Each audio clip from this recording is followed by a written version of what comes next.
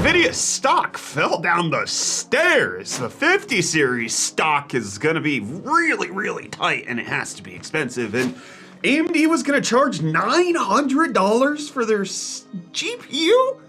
Oh, let's get into the hot news, everybody. I'm your Brett host. We're gonna be going over the hottest tech news I can find on the internet while you enjoy your breakfast this Tuesday, January 28th, 2025. And I just want to thank everybody who tuned in on Friday to our PC giveaway of the 14900KF RTX 4090 PC. And I want to announce our PC giveaway for February, which is going to be this thing right here, the Height Y70 Tero Milk with 96 gigs of DDR5 and Ryzen 7 9800X3D and an RTX 5090. It won't be the Founders Edition. We're going to be replacing it if we get our hands on a third-party one, but we just have the Founders Edition in here for the time being. But this is the PC giveaway for February. In case you want to come check out how to enter over on Twitch, twitch.tv/UFD Tech. We'd love to have you over there. And I'm sure some people would have loved to short Nvidia's stock on Friday because yesterday it took a big fall down the stairs, absolutely just shedding billions of dollars in the stock market. As of the time of filming, it's down nearly 17.5%, which is quite massive, one of the largest drops in stock market history in single day trading. In case you're wondering, what did Nvidia do to make this happen? Turns out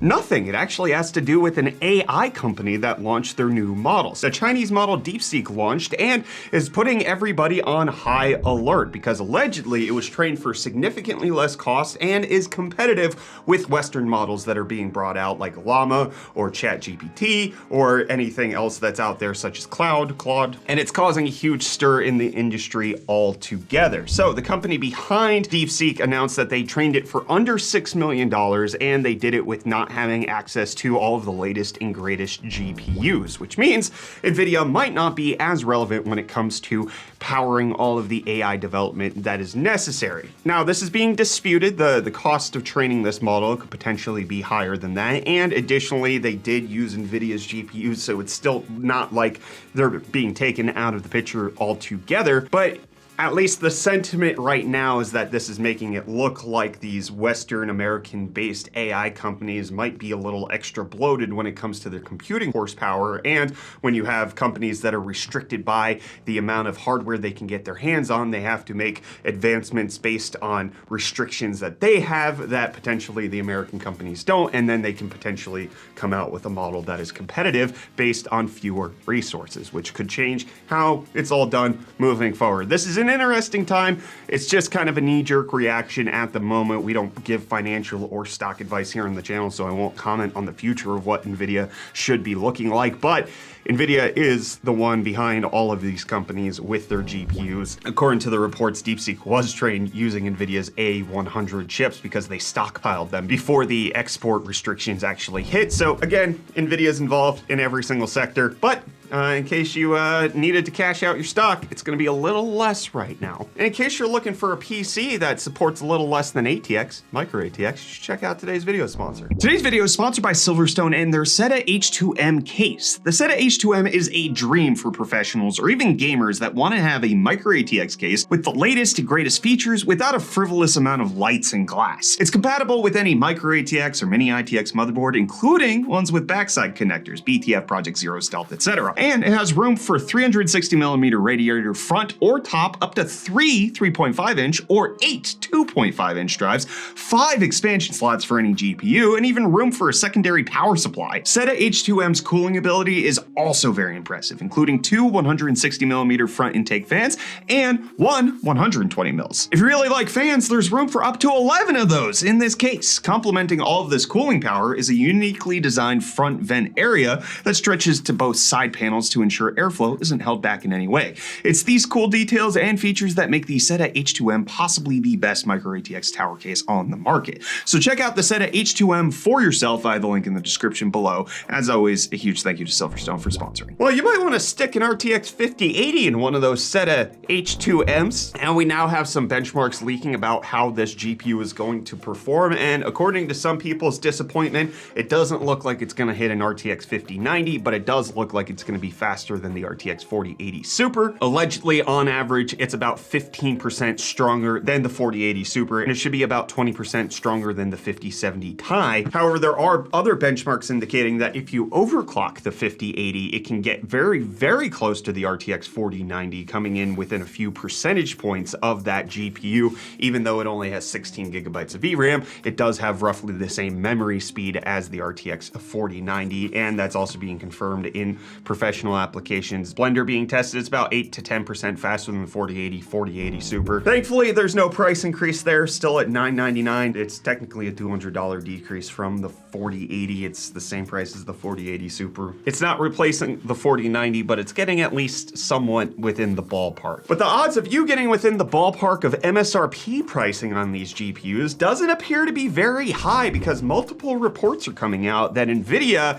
is doing what Nvidia does, which is squeezing their third-party companies and making it so that they are very difficultly making money, and that pricing them at MSRP, according to reports, would be akin to charity with very, very low gross profit. This is one of the reasons EVGA has mentioned that they got out of the game with Nvidia, because they would just change the pricing structure all the time. They would disrespect them as a company, not treat them as if they're a valuable part of the ecosystem. But according to this, and according to other reports behind the scenes, Nvidia treats them as if they just make a cooler and a PCB. They are not actually all that relevant for the sales, so people can buy a Founders Edition if they want the regular price. But if they want to go third party, guess what? You don't get profit if you're going to charge $19.99 for the 5090 or $9.99 for the 5080, which is why we get reports of things like the 5090 coming in with the cheapest ones being around $21.99, because the profit margin just isn't there. It doesn't appear to be very good for these companies about how much they're making. Nvidia squeezing them more and more. This has kind of been happening since the RTX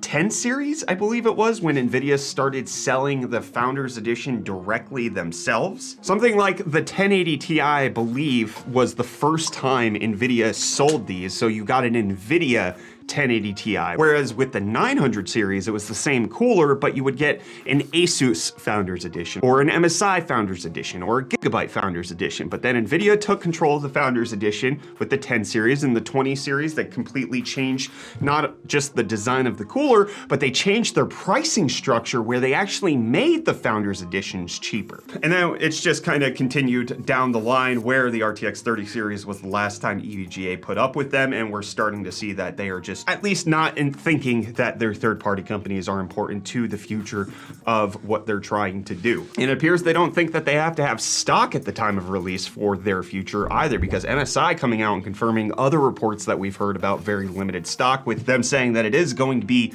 quite limited, very few units that are going to be available for people to pick up, which leads to things like people are already camping out at the California Micro Center to get the 5080 and 5090, multiple tents being seen at that Tustin location. Let me know if you're going to be waiting out for one of these GPUs, or if you're just going to wait until they're reasonably priced. You could potentially get them, who knows. But if you want to guarantee to have one, people are selling guaranteed slots for the 5090 for roughly $7,000. So have fun with that. Maybe Reece can save you some money so that you can afford that. Yo, welcome back to UFD Deals, bringing the hottest tech deals out on the internet. Hope you guys are doing all right. Hope you guys had a good weekend, and I hope you're ready for some good deals, because starting off today, we have the Keychron K6. This 65% wireless mechanical keyboard is going for only $39.99, making it $50 off. But then next up, we have the Logitech MX vertical wireless mouse for $62.24, making it $37.75 off. Those two are actually a great combo if you want to get them for a nice workplace setup. And hey, if you do need a keyboard that's full size, you have an excuse to get one of those really cool external numpads, so think about it. And then lastly today, we have this KTC 27-inch 1440p 180Hz IPS gaming monitor going for only $143.99, making it $46 off. And hey, with that, the deals are done. You can find these and more linked in the video description down below. But until next time, I'll hand you off back to Brett for the rest of your hot news. Cheers. Well, Reece, it turns out the people who got the Asus 800 series motherboards for either Intel or AMD with their new Q release slim mechanism are having a bad time, because it allegedly is damaging the PCB on the graphics cards because of the mechanism that allows you to remove the GPU without any lever, button, or anything like that. So we've tested this out on several different Asus boards, where previously you had a button that you would push that would allow you to detach the GPU GPU, but now if you grab from the right-hand side, it doesn't actually pull out, whereas if you grab from the left-hand side, it allows you to remove the GPU. But this is apparently damaging the PCB, as you can see right here on the 0th time, which means it hasn't been inserted or pulled out. That's what the PCB is supposed to look like. And after 60 insertions and desertions, that's what the PCB looks like afterwards. Even other tech media indicating that it has caused problems with the RTX 50 series, with it getting stuck in the slot, causing damage to the PCB, as you can see right there. Asus at the current time has said that they're investigating it. It appears to be mostly gonna be safe for the average consumer because you're not removing and plugging in your GPU that many times over the course of its lifespan, but it does appear to be a defect regardless. We'll see if those new standards that Asus has implemented for their warranties and fixing things has been put into effect with stuff like this. But talking about a degraded experience, we got reports on a 5060 Ti details coming out from an Nvidia partner, Maxon, indicating that this might be very similar to the 4060 Ti in that the 50 series version is going to have both 8 and 16 gigabytes of VRAM of GDDR7. This is according to EEC filings from Maxon, indicating that they at least are preparing the names for both an 8 and 16 gig version. That doesn't necessarily mean that this is going to happen, but Nvidia could potentially be making that something that exists, which if you're doing that, I don't know, maybe a 12 and a 24 gig version of the RTX 5070 would be potentially nice. But what was going to be very not nice, which is according to rumored reports, is that AMD was looking to charge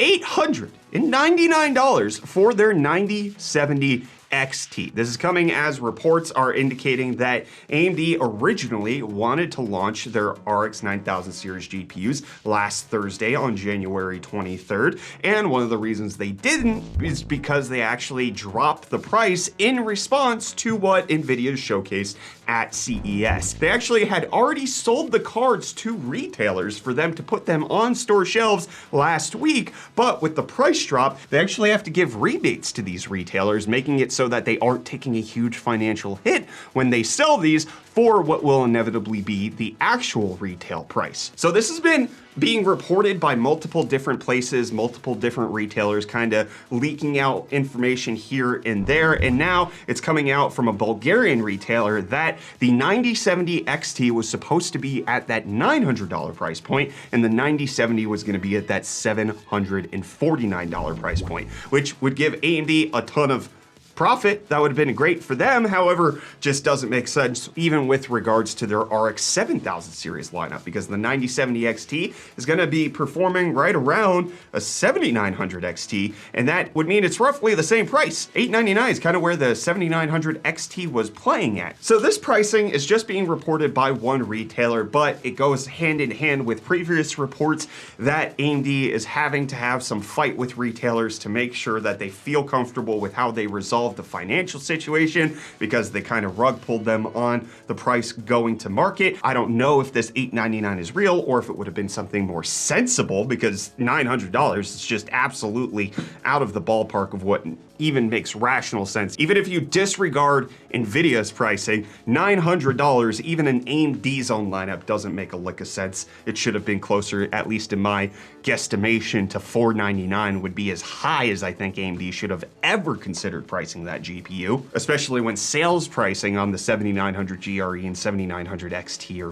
way more competitive than whatever this pricing is indicating. But it appears that not only did the internet think that Nvidia was going to come in at a higher price with their RTX 5070, way higher than their $549 price point, but so did AMD, and that they were looking to potentially take advantage of that high margin, and allegedly everybody was surprised when $549 was displayed on that CES slide that says it's performing like a 4090, which is only true in Jensen's world. And you guys are in my world, so let's see what you said on Friday's episode of Hot News. We got Hybrid saying, Titel is about AMD. Info is short bit at the end. Nice. Which Ilbro responded, a few channels have a habit of doing that. So this is something that we intentionally do, and we've done it the opposite way, where we've put the headline story at the beginning of the episode, as opposed to having it as the last thing that we discuss. And what we found is that based on your response, the average viewer watches the episode longer if the headline is at the end rather than at the beginning, which you could argue that we're stringing them along for them to find it, but the truth is we always include timestamps in every single one of our episodes of Hot News, so you can always skip to what it is that you want to watch. You can skip over the portions that you don't care about, you can skip to the portions that you absolutely do care about, and so just for the sake of how much everybody watches this episode, it is more viewership if we put it at the end, and that's what we did it because of community response. We tried it at the beginning, we tried it at the end, we've even tried it in the middle, and it turns out that the best viewership is when it's at the end. So that's the way it be. And then 27 Zangle saying, well, this season of new GPUs are disappointing so far. I really wanted to replace my 6800 XT with the 5070, and it looks like it would be better to wait another generation. You don't know that. The 5070 hasn't actually been benchmarked yet. We don't know exactly where it's gonna end up, but yeah, 6800 XT, you're still rocking a great GPU. It's only been, we're on the second generation past that. Yeah, waiting for a third generation, I really don't think is gonna be all that big of a deal, or maybe even, the interim refresh of like a 5070 Super could potentially be more sensible. But yeah, 6800 XT is still a great card. And then Tech Power Up saying, thanks for the shout out. No problem, Tech Power Up. You guys do great work. I mean, we try to source you as often as we can here on Hot News. Even in this episode, I use Tech Power Up as sources for several of the discussion points that we had. So go check out Tech Power Up. They do great work. We have them linked down below. And I will leave this episode of Hot News. See you back here tomorrow.